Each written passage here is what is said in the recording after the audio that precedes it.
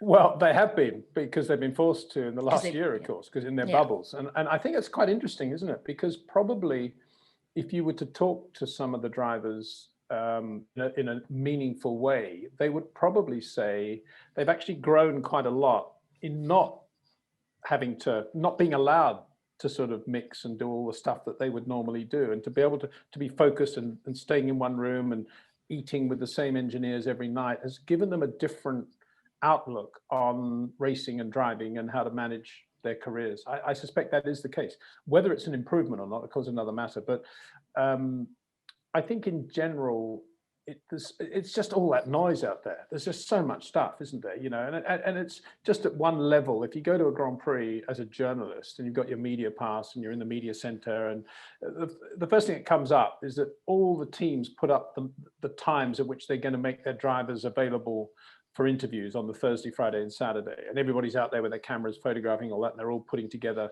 timetables of when they're going to rush from one motorhome to the other. And I just think that's completely pointless, because it's not real stuff. It's a very time restricted, clickbaity little window of life. It's not really discovering what a driver is all about. And I stay away from all of that stuff, because I just don't think there's anything to be gained by it. And I don't think that all that rushing around is very good for one's understanding of what is actually going on.